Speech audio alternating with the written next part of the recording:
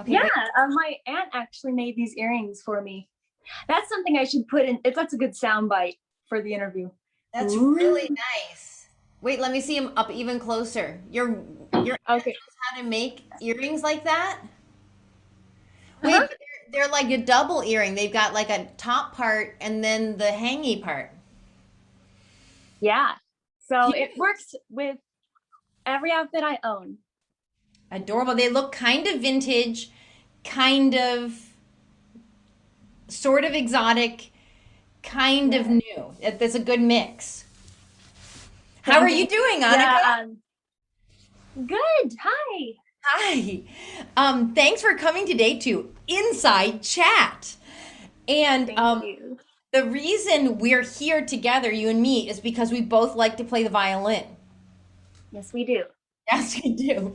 And I think we met, it's nearing on a year, maybe like 11 months, 10 months, or something like that. And we met because you were looking for a new online teacher and you asked someone at Curtis Summerfest or something, right? Yeah, Mr. Krieger. He taught us the Gregorian chant. Oh, wow.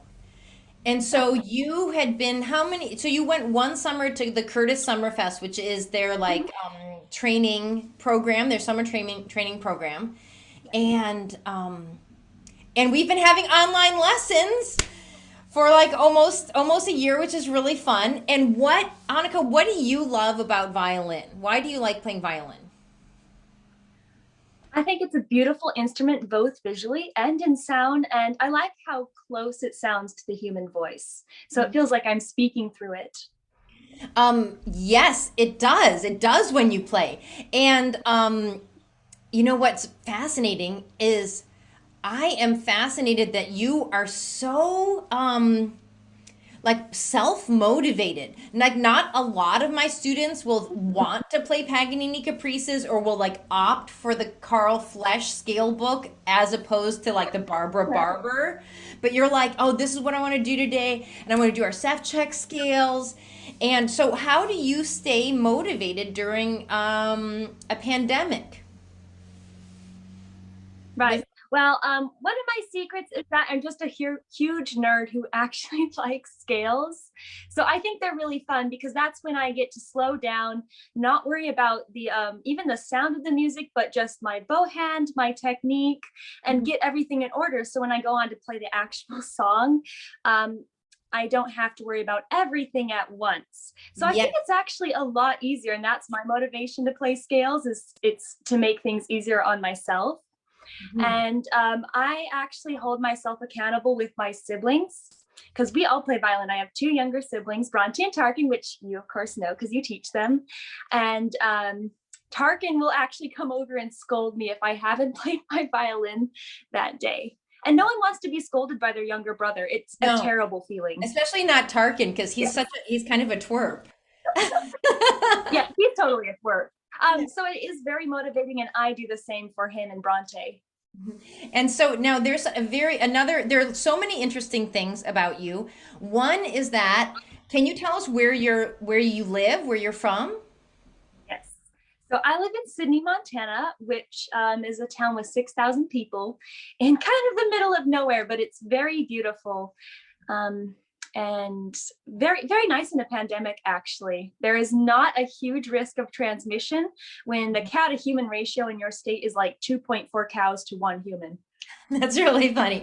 That's funny. Right. And so if you're from Sydney, Montana, which I know we were talking about this the other day, I was like, it's the third largest state. And you're like, no, no, no, no. Or The fourth. But it's huge. It's just humongous. it And is. so like so few people. So how does someone like you, or how does it turn out that you and your siblings all play violin? I mean, isn't that kind of like a specialty item? Is someone in your family into it, or how did you figure it out? Well, my mom actually wanted really badly to be a musician when she was younger or be interested in a sport, but her parents were kind of like, yeah. And so she didn't get all to do all the activities she wanted to do. And that's why, even though the location doesn't seem to make that much sense, she really wanted all of us siblings to have a craft that we were good at and could enjoy and perform for others. Yeah, and you guys can play together, which is also really fun. Does your mom still Yeah. play? She does a little bit. She's actually focusing more on singing now. All right, okay, Yeah. cool. And so, and also, I know you have followed a kind of interesting path with education. You've been doing a lot. How long have you been remote learning personally? That would be, I think, 5 years now. Okay. Yeah. And your siblings are also they're homeschooled. And so I think I was talking to Tarkin and I was saying, is the pandemic actually that much different for you? I mean, did it feel like a big transition for you, or were you like, have you always learned violin online, or did you have a live teacher at some point? I actually did start out with a live teacher, and unfortunately, she wasn't maybe the best in technique. So I learned some pretty horrific violin technique things like keeping my pinky off the bow like I was holding a teacup. And so I had to relearn all of that initial technique, and that was really hard. So I did learn definitely the importance of learning your technique right the first time, Yeah, that's good. because relearning those habits were not fun. I know. And then we started taking with a lady who lives in Billings, which is 4 hours away, but still in Montana, who Yeah. plays in the Billings Orchestra. And she was really good. I think I was 8 at the time, also very patient. Uh-huh. And she got me started in the world of online violin learning. Okay, okay. Because it's really interesting. So many of the other people had to have this kind of rough transition into learning online. But when we started together, it was just so easy and you always have these like sticky notes and you're like totally prepared and you got Yeah. everything organized and some of the other students are like, "Where's my stand?" or like you seem very used to it, which is great. And now, I would like to. What I often talk to people about is how their violin or music passion intersects with other passions in their life. And Annika, I know that you are Miss Montana Outstanding Teen. Did I say that right? Yes, you got it right. Got it right. Congrats. Okay. So most people hear that and they're like, hmm. So I'll explain. Everyone knows Miss America, and it's owned by the same organization as Miss America, except it's for teenagers 13 to 17. Okay. Okay. Great. So And so you're Miss. it focuses. Oh, Sorry. Go ahead. You go. You go. hello? You can go ahead. Okay. There's a little bit of lag, so I'm sorry about that. But back to the pageant. They have 4 categories. You have fitness for teens. That's where the swimsuit used to be for the Miss, but they actually took that out Okay. to focus a little bit more on academic and business and academic achievement. Then you have talent, which is where violin comes in. We have a lot of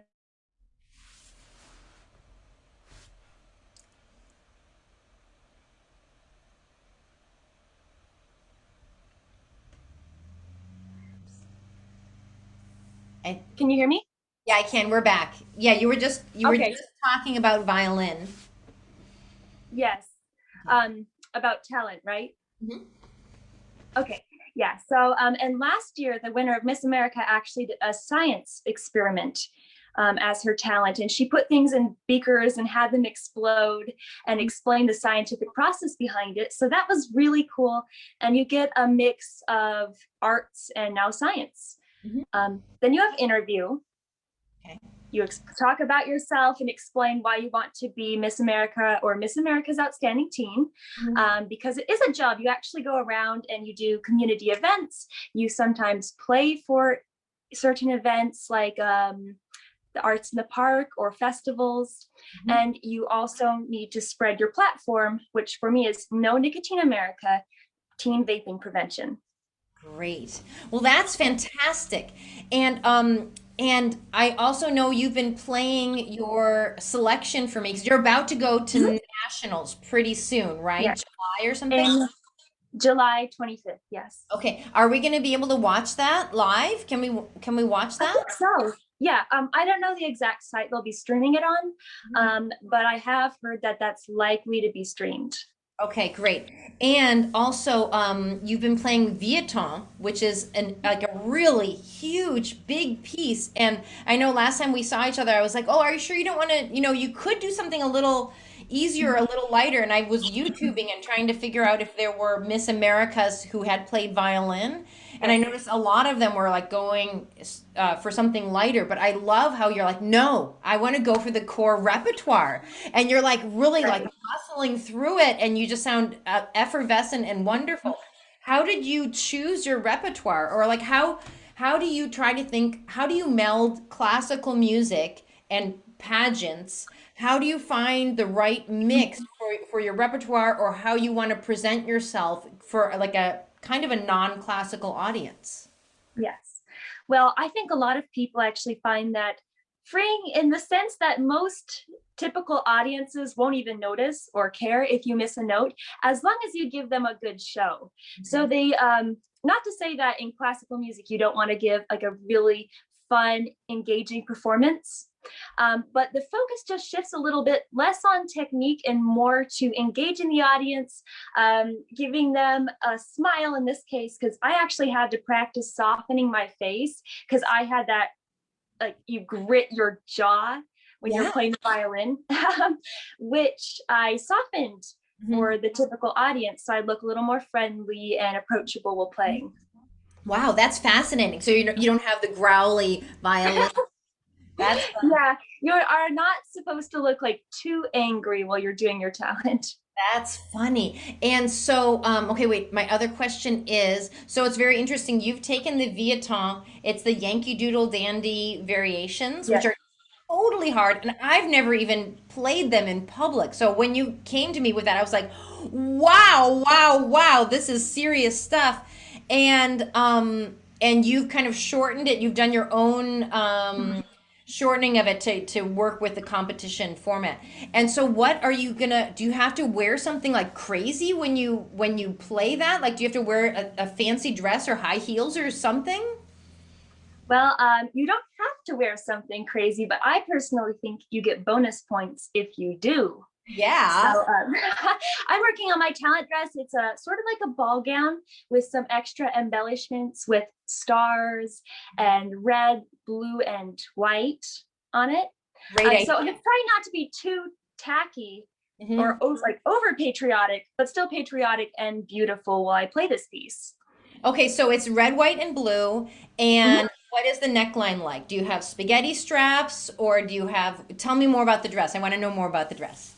Goes across the shoulder, which I find a lot easier because you don't want to get on stage and realize you can't move your arms easily in your dress. Like that is a big problem. Yeah. A lot of, glamorous cocktail dresses or glitzy things or fun things to wear.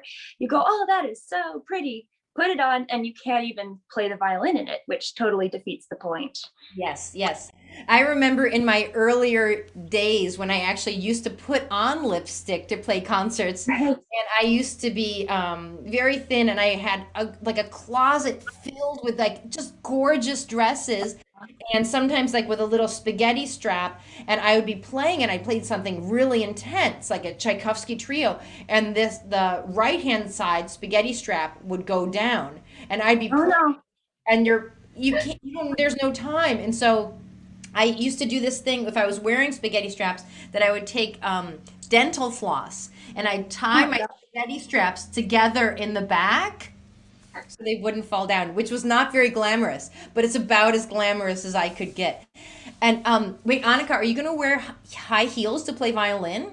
Yes. You We wear are? high heels a lot in the pageant. It's not too hard actually. Because it's not something you move around the stage for. Some competitors, some violinists who go into the pageant do try to dance while they play it, like Lindsay Sterling. But I wouldn't recommend that unless you also have some dance education going on. Otherwise, it's a really easy way to um, psych yourself out during your performance and put too much energy into something that you could just put into your music. That's excellent. And Mhm. so do you practice violin in high heels? Do you practice in your Yeah. dress? Sometimes it's a little bit of a different feeling. So just being comfortable, because I like to walk around in my pajamas because it's a pandemic and I'm at home. But if I pretend that everything I do at the pageant will be in pajamas, it's going to feel very weird once I actually get there and I have to wear dresses and high heels. Oh So my, yes, I do practice in them sometimes. you know what? We can be done, but now I'm like thinking of a million questions. Wait, can I ask one more question, which is, You can ask away. okay, in a pandemic, how are you going to get ready to go out there and get on the stage and be all pumped up and ready to play in front of, like, do you have ways to practice playing your piece in front of people? How are you going to do it?